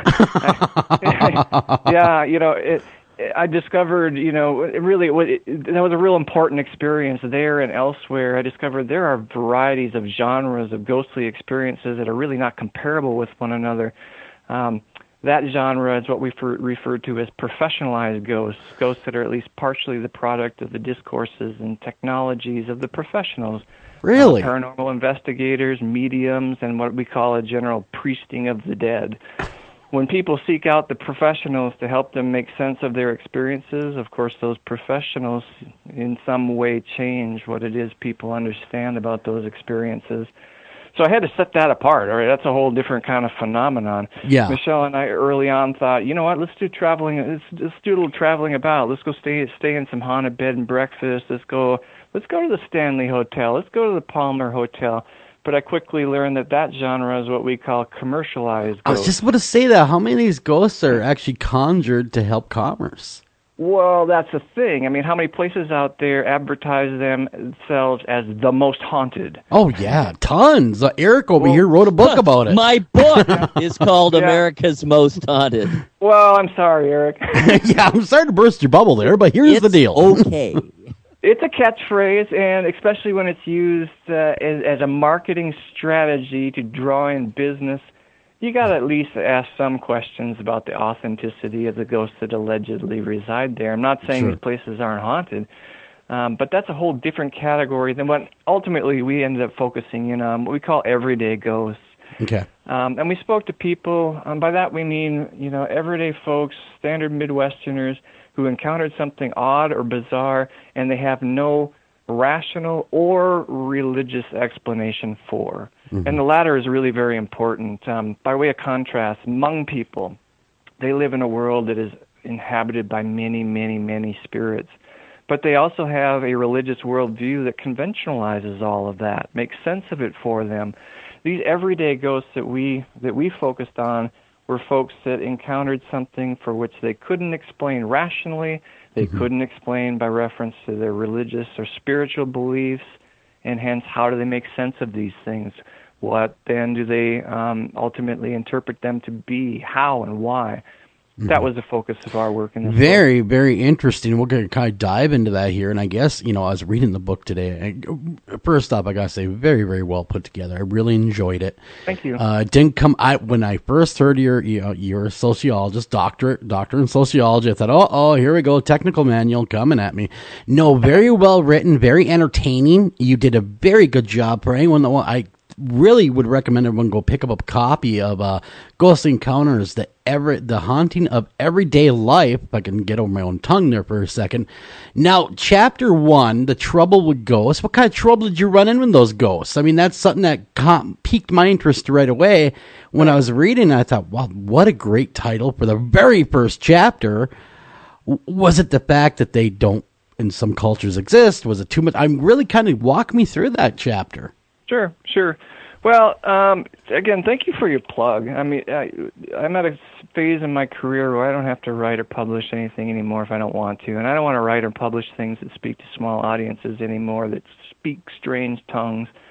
I'm really interested in reaching out to broader markets, people with a general interest. But to go back to your question, the first chapter, I will admit the feedback I've gotten on the book has been great, and I've been thrilled to hear it. But that first chapter, people say it's still a little too academic, and admittedly, it is kind of so. The first chapter is really about situating ghosts within a broader series of questions that illustrates, how and why there are important questions to be answered. There's some troubles here, and we got to be able to understand how to locate that intellectually, why these questions matter, why ghostly experiences are significant, for what reasons should we pursue an understanding of them. So that chapter is a bit more academic. Well, you're setting that foundation. I try to keep it light. Yeah, I view it as you're setting the foundation for the rest of the book. We have to understand what we're looking at before we can move on. I mean, otherwise it's just all up to conjecture after that. What is it that we're looking at? And I got that, and that came through really, really well. Personally, I liked it. Thank you. I framed it, the trouble with ghosts, just to kind of get at some of the kind of vexing problems that still haunt us, kind of literally and metaphorically in this sense. Mm-hmm. And probably the biggest one, I think maybe the biggest takeaway point from all of that is, as I detail in the pages of that chapter, currently 50% of all Americans believe in ghosts and report experiences with ghostly encounters. That makes the phenomenon arguably normative rather than a potentially stigmatizing confession to make. But to put that into perspective, that's equal to the number of Americans that believe global warming is caused by human activity. So, I mean, again, just to step back and think about that for a minute, contemporary Americans are as likely to believe in ghosts as they are to believe in the scientific facts of global warming. Now, that stands in the face of what academics and scholars have been saying for a century. Academics and scholars have been saying for a century that these little folksy, cute little beliefs in things like ghosts are going to go away. And they're going to go away because of the increased efficacy of science and technology and education. Well, guess what? They're wrong. They've missed something, and they've missed something big. So now it's time to kind of rephrase that question and maybe take these experiences more seriously. And that's kind of the trouble with ghosts that I kind of set up in that first chapter, to hopefully compel some people to, think about these encounters from maybe a different perspective. Sure, and well done, and you hit the mark right with that chapter. To open up your mind a little bit and look around, maybe stretch your intellectual legs a little bit, and be able to see from a different way. Excuse me a second. Yeah. I just, as this was coming up, what you were saying, Dennis. The trouble with ghosts. I love the part, the statement about ghosts don't die. Now that had a dual meaning, a duality for you. Could you tell us about that? I mean, literally they don't, but there's other meaning in that for you. Right. Yeah, I identified a number of troubles with ghosts, and one of them, of course, is kind of a double entendre with the word die. They don't die. They, in the sense that, obviously a ghost can't die. It's presumably already dead or residing in some, basement, plane of deathless existence. But what I mean by don't die is that they won't go away. The advances in technology, the advances in science, the advances in education, and still people are reporting ghostly encounters with routine frequency. That ghosts continue to haunt our private and public lives just as much now as any other time before. And in spite of maybe the optimistic faith that some skeptics have had, that just has not come to fruition. They're not going anywhere, so it's time for us to take them more seriously. Well, in your studies and really diving into this subject matter, did you see any evidence that you couldn't explain, that you were like, oh my, that very well could be? I mean, that you were just dumbfounded at, I guess is the better question. Is there anything that your rational mind couldn't wrap its mind around? Oh, yes, and okay. I'm not afraid to admit that at all. Let me take it back a little bit. Sure. Prior to conducting this research, I can honestly say I never experienced anything in the course of my life that I think I could attribute to a ghostly presence. So, as I mentioned before, I do think that, brought us to this research in a uniquely neutral position. But I will admit that changed pretty quickly and quite dramatically, especially as we start digging in deeply into the data collection, meeting with people, visiting these places. I mean, mind you, we traveled over 5,000 miles in the Midwest, spoke to 71 people. Our study includes 15 privately owned, allegedly haunted houses. So getting into all of that and wrapping my head around the experiences that people had, it definitely changed things for me. Now, I will admit, on one hand, a lot of it was just me freaking myself out, constantly thinking, talking, writing about ghosts. It got in my head and it got under my skin, it got into my dreams to the point of where, every little unexpected sound or every little motion in my peripheral view, that my damn cat would sneak up to me, it's so quiet, and just, scare the hell out of me. I don't know how many times. That's just me freaking myself out, and I acknowledge that. But now that said, yes, in the course of this research, other things happened. I'm sure that they happened. I can't explain it. I'll give you a couple examples. One, one day I was sitting in my home office transcribing the many interviews that we collected to compile our book, and I heard the sound in my left, and suddenly I feel a strange electrical sensation over my skin, the hair in my skin, or hair in my arms literally standing up. And I turn to my left and I look, and I see my guitar case slowly open and slowly close all on its own. Whoa! I know I witnessed that. This was not in some, semi-sleepless state. I know what I saw. I don't know what that was. Wow. And other encounters, other strange things that were occurring in my own private life. And it did bother me. It got to bothering me quite a bit, in fact. Towards the end, I had to wrap this thing up. And I think it bothered me for a legitimate reason. I mean, at a base level, the inability to tell the difference between what's real and what's not is, fundamental definition of what it means to be psychotic. Well, true. I mean, you're absolutely correct. That is the meaning, the fundamental meaning. We have a forensic psychologist that helps us, that comes every week, Clarissa Cole, and we discuss psychotic people. So we get you. We understand exactly what you mean, and but to watch that for yourself, and being a skeptic, or at least being open to each 50-50, skeptic believer, right in the middle, but to sit there and watch that happen for yourself, you, my friend, had that proverbial personal experience is what you had. Mm-hmm. You watched this happen. You know you're not nuts. You're doing your work like a lot of people that come to us as radio hosts, going, "Well, we really don't want to sound crazy, but this happened to me." And you know how many times I've heard that? I actually counted it up. I heard it 18 times totally in the course of conducting this research. You're going to think I'm crazy, but... Yeah, but... I know this sounds insane, but... Yeah, here it comes, but there's the, Yeah, exactly. And the word "but" is always important in these sentences. Whenever somebody uses the word "but" in a sentence, that's a cue. That means forget what they said before that, because what they really mean is afterwards. The juicy stuff is on its way. Is that what that means? Yeah. Hey, I know who visited you. Was that before or after Prince passed away? This is long before. Ah, okay. Oh, yeah. Well, no, being in Minnesota. But I don't want to leave your question unanswered. So I did experience that and a number of other things I can't rationally explain. And it definitely caused me to rethink and to reconsider. But still, at the end of the day, I have to say I remain just as agnostic, and mostly because that's the only answer I can honestly give. Sure. And maybe it's the hardest answer for any scholar to say, but the truth is I don't know. Yeah. And those are hard words for a scholar to say, but I just don't know.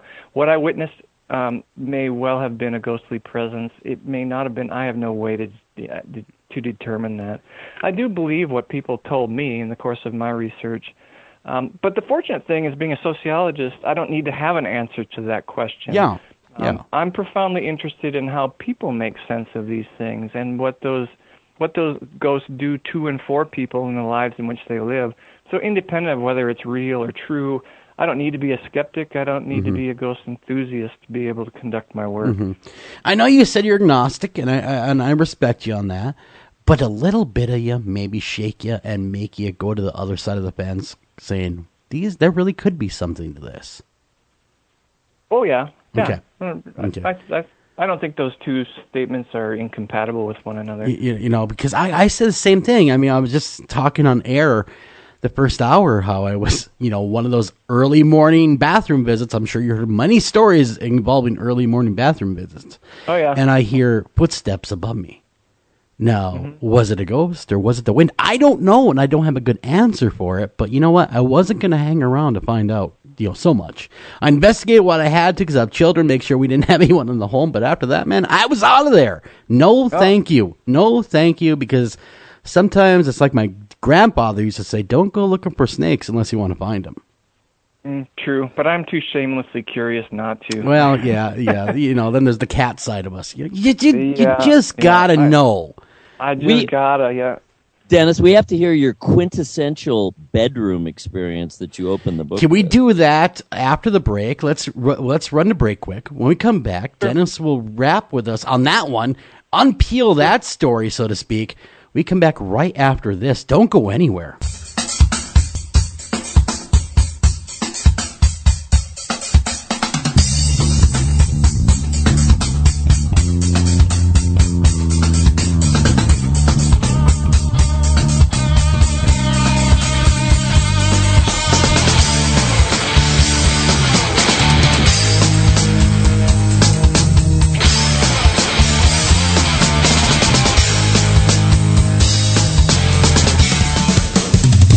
Anavar Media LCC is a dedicated team of professionals committed to helping business development scale and protect their websites, mobile applications, enterprise software solutions in the Northeast Ohio area.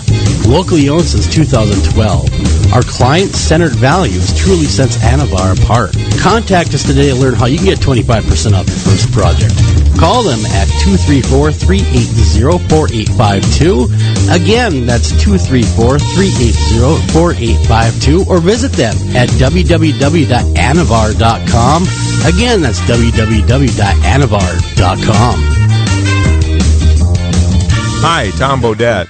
If you can hear me, then you have an internet connection, which means you can do cool things online, like listen to streaming radio, obviously, or watch a video of a monkey washing a cat. Let your freak flag fly. Or you can book a room at a great price at Motel6.com. Isn't the internet wonderful? Everything you want right at your fingertips, and whoa, did not need to see that. I'm Tom Bodette for Motel 6, and we'll leave the light on for you. You've seen all kinds of movies, but you've never seen anything like the Rocky Horror Picture Show. They're probably foreigners with ways different than our own. I'm just a sweet transvestite. See the Rocky Horror Picture Show. A different set of jaws. Rated R. Author Steve Asher brings us Hauntings of Trilogy. Steve's first book, Hauntings of the Kentucky State Penitentiary. This first installment of the trilogy tells us the tale of the Kentucky State Penitentiary and why it's so haunted. With every turn of the page will be something new and terrifying. Pick up Steve's new book, Hauntings of the Kentucky State Penitentiary, at Amazon.com, Barnes & Noble, and all better bookstores everywhere. Do you have a question for our guest tonight? Don't feel like calling the show? Not a problem. Email those questions to afterhoursam@gmail.com. Again, that's afterhoursam@gmail.com. You were dead! I saw you die! I was faking. I used ninja focus to slow my heart rate down. What are you doing? I'm burying you. I'm alive! I'm alive! You're waking the neighbors! No. Shut up! No! Now I'm gonna play your drums.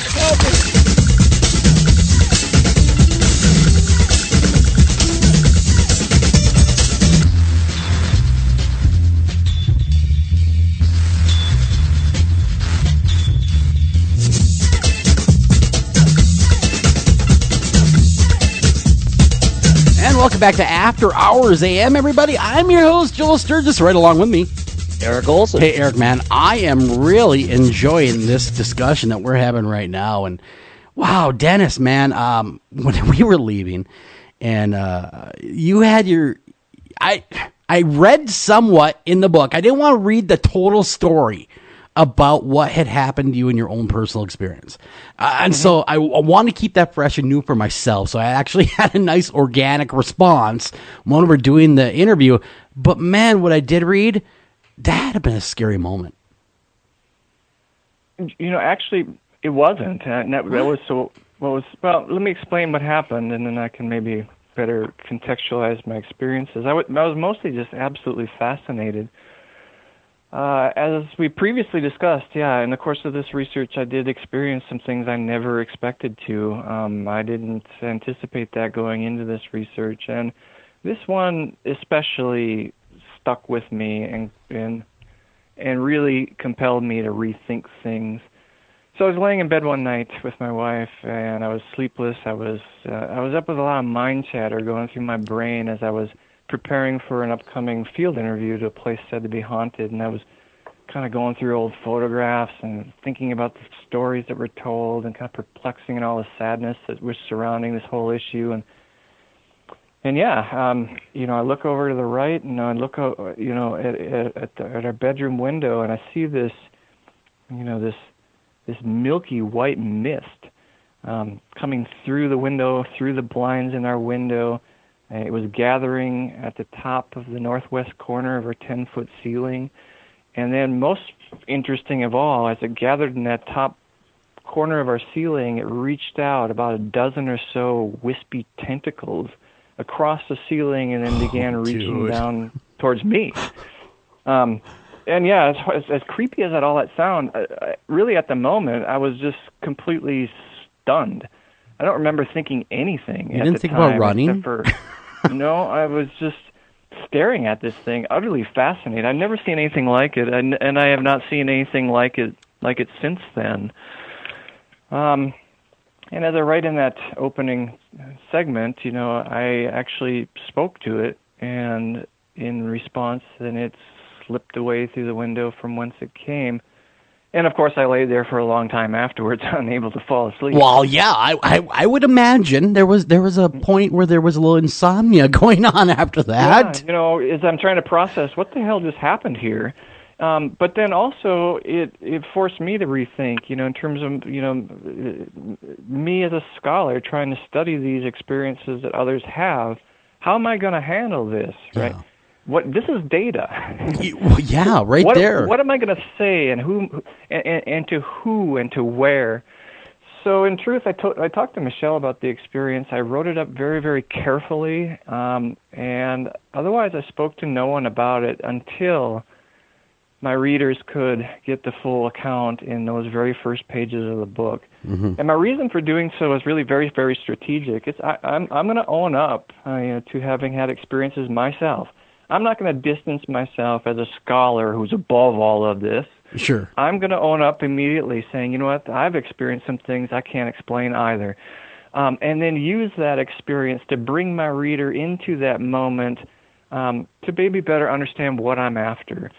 I don't know what it is I experienced that night. I have no way to definitively know, but I use that to contextualize what is important, how it is that I responded, what it made me think about, how it is I acted towards it. Mm-hmm. And that's really the subject of all the pages that follow from there onwards. Sure. I mean, it's not whether it was real or whether it was fake. It was how you reacted to it as a human being.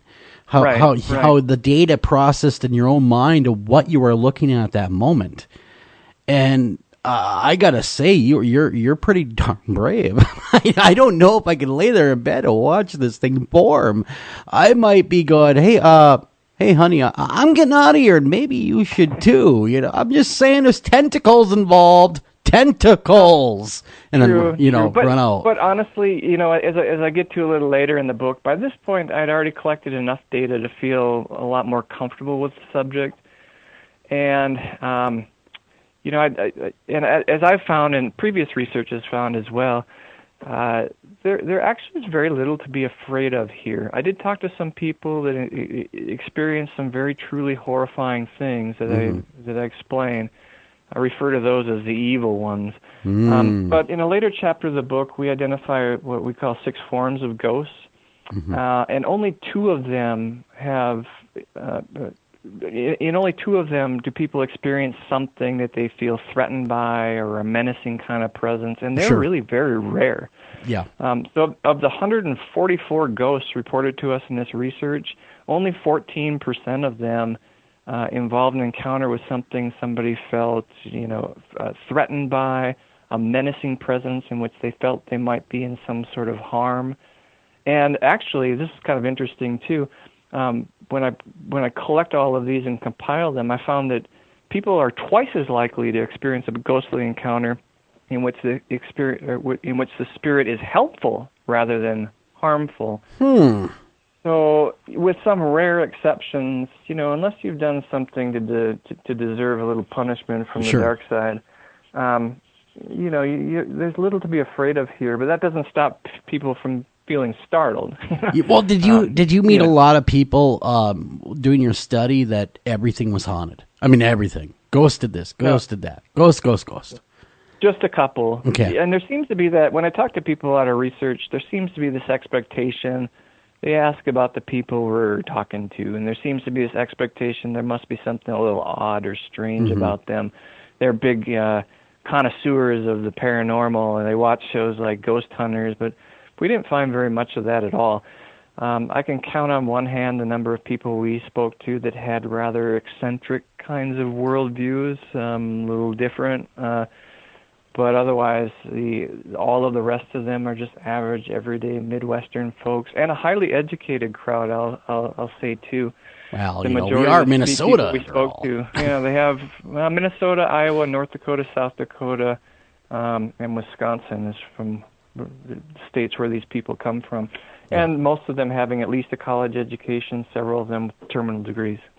So we're not talking about, the prototypical backwoods yokel here. We're talking about people, and no offense to anyone that's the prototypical backwoods yokel, but we're talking about people that are highly educated that don't fall prey to these weird, wild paranormal stories easily. And so when they come to you, and they almost come like they're almost ashamed, I would imagine, like we talked about earlier. And of course, part of them are going, well, tell me I'm not nuts. Tell me other people are feeling this way. I imagine that as well. That was super fascinating. So in most instances, people would contact us, express that they might be interested in participating in the research. And that would just kick into motion their interview of me and Michele. They want to make sure that I'm not going to belittle or dismiss or trivialize.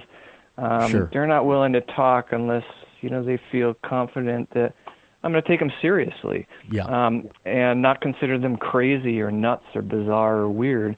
And only once they are provided that assurance, so they then now open up about what it is that they've encountered.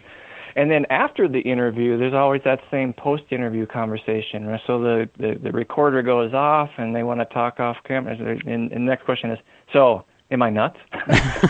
am I crazy? Tell me right up. Are there others out there that are experiencing things like this? And I can't tell you how relieved they are when I can sit them down and say, what you described here is a classic, what we call poltergeist activity, very common. About 32% of all the cases that we've had reported are a poltergeist, and they have exactly what you describe here. And they're like, oh, thank goodness, I feel better. Yeah, at least I'm normal now. That kind of feeling. Hey, Dennis, that brings up, you mentioned the poltergeist. I'd love for you to explain to our listeners your various delineations of what are the paranormal experiences. What are the various ghostly experiences? Sure. I'll try to keep this really brief. I've kind of hinted at some of this already.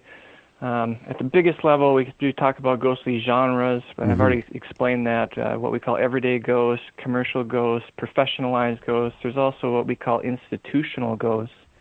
Super interesting. They, of course, haunt institutions. Sure. Mental asylums, no doubt. Yeah, hospitals and schools and things. But they're very prevalent in institutions where people have been institutionalized.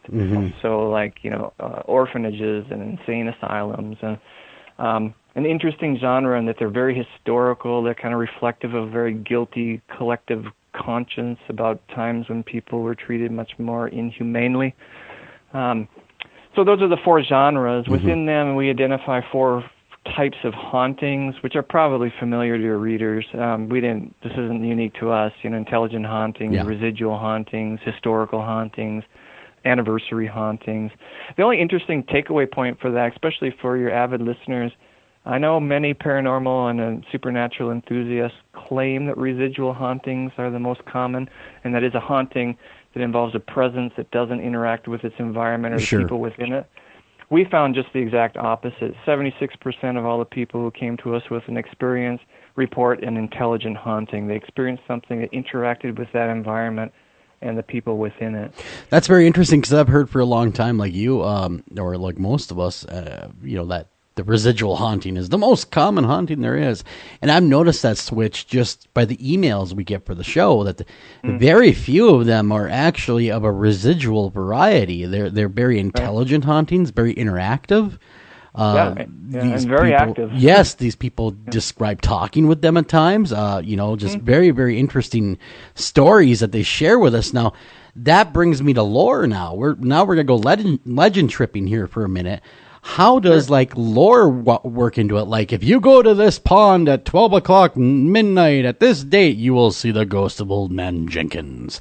How does that play into our popular beliefs and the way we interact with the paranormal? Well, there's ghostly legend. I would argue that legends surrounding ghosts are far more abundant than actual reported experiences with them. Mm-hmm. And in part because the stories are intriguing and people like telling them, and then they propagate within the media that that delivers those stories to even bigger and bigger audiences. We do have one chapter of the book that explores ghostly legends, but it's very different from the rest of the book. Whereas all other chapters of the book concern people's first-hand experiences with what they believe to be a ghostly encounter, the chapter on legends concerns folks who actually haven't experienced much of anything at all, but they're telling stories, and they're telling stories about ghosts. And as we seek to illustrate in that chapter, sometimes those stories have very severe consequences, depending on how the stories are told. So the bulk of that chapter concerns a cemetery, which I know you two are familiar with, and that's Loon Lake Cemetery. Sure. Right, kind of between. Well, it's right outside of Spirit Lake, Iowa. Yep. And in that cemetery is buried a young woman who died in 1880 at the age of 17 by the name of Mary Jane Terwilliger. And for at least the last 3, more than likely 4 generations, people have been telling a story about Mary Jane, who was buried there at that young age. And according to legend, Mary Jane was discovered dabbling in witchcraft, and the locals beheaded her and buried her in Loon Lake Cemetery, which, by the way, has been abandoned for over 90 years. Yeah, it's really in disrepair, by the way. Yeah. Unfortunately, that legend is entirely untrue. We know by historical records that Mary Jane Terwilliger did die at the age of 17 in 1880, but she died of diphtheria, a terrible respiratory disease for which there was no known, immunizations until even the 1920s. She was most certainly buried with her head fully attached to her neck. But nonetheless, people have been telling this story and then accentuating that legend with, a real threat. So if you go out to Loon Lake and you step on or around her grave, you're going to die an unnatural death within 72 hours. And locals give all kinds of accounts of people dying in car accidents and strange and bizarre circumstances. I was there. I was actually a couple years ago. I was at Loon Lake Cemetery. And the same, I was not expecting to be as bad off as it was as far as just being taken care of. And one of the local ghost hunters, quote unquote ghost hunters, says, "Yeah, a lot of people died in weird ways around here." And I said, "Well, what do you mean?" Well, if you mess around with the witch, Mary Jane over there, he kind of pointed to where she was allegedly buried, or I'm sure she is buried there. A lot of people died in weird ways and they leave here. And of course, the cautionary tale there was don't go messing with Mary Jane. That was the cautionary tale. Right. But that's not the outcome. The odd thing is that while the message of the story is don't go there, don't mess with Mary Jane, the actual consequence has been the reverse. It's brought enormous degrees of unwanted attention, vandalism, thievery, most of and this is a colossal historic site of historic importance to the people of that region. There are at least 120 known interments in Loon Lake Cemetery, including veterans of the War of 1812. We're talking Civil War veterans. These are folks that literally founded the communities that surrounded this area, first wave immigrants from France and Germany. But what remains of their headstones and the graveyard itself is just an atrocious wasteland. Oh, it certainly is. Gravestones have been smashed. People have taken pieces as some sort of, morbid memento. Police keep recovering headstones that people have stolen.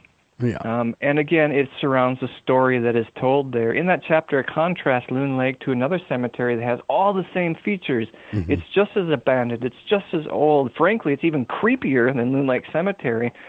But the legends people tell about that other cemetery do not concern a witch. That's the key variable there. So Yeah. people will go to Loon Lake Cemetery and do things that otherwise they may find morally objectionable because it's the witch's graveyard. I was going to say, it's not the graveyard of a former living human being. Yes. And any time we see circumstances in which people are dehumanized in that kind of way, stripped of their humanity, no longer a person but now a witch, a beast, a monster, people can do very, very bad things.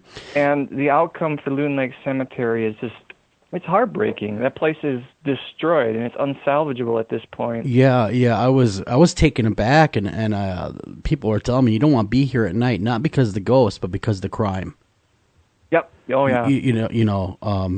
Because they weren't aware really of any ghosts to speak of, big boogeyman, but they were more talking about when the sun goes down, the criminals come out, and you don't want to be here during that time.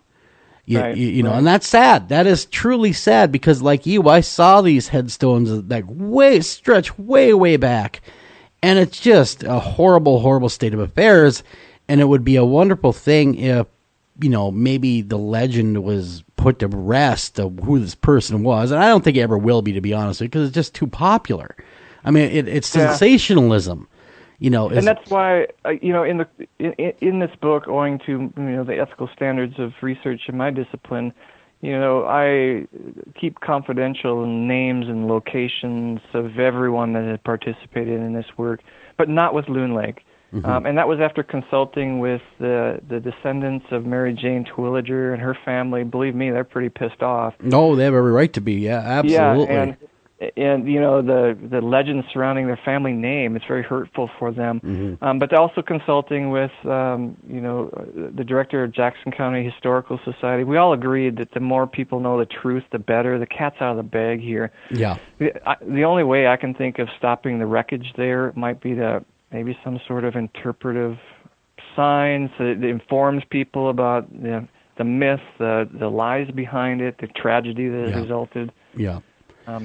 Well, I think it's interesting just from a sociological and from a linguistic standpoint. It's not a coincidence that the word that's used to talk about that experience, what has been done to her, is a demonization. That is removing her humanity. And that's what people do.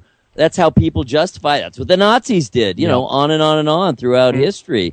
When you when you turn people into something other than humans, you can justify pretty much anything. Yep. In fact, the word, I like sociologist, social psychologist actually by the name of Philip Zimbardo.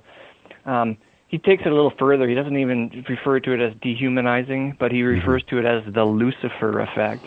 Interesting. Which I like even better. He's got a whole book by that title called The Lucifer Effect. But you're absolutely right. Central to that Lucifer effect that allows otherwise good people to do terrible things. You see that in, Nazi Germany. You see it, in our own history of our relations with native populations in North America.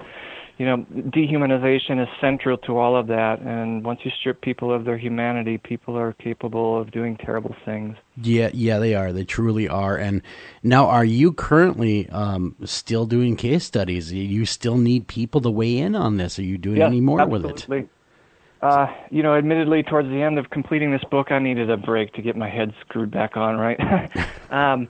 But my head is back on right, or at least as right as it will be. And Michele and I are absolutely thrilled to just get back in the fray again.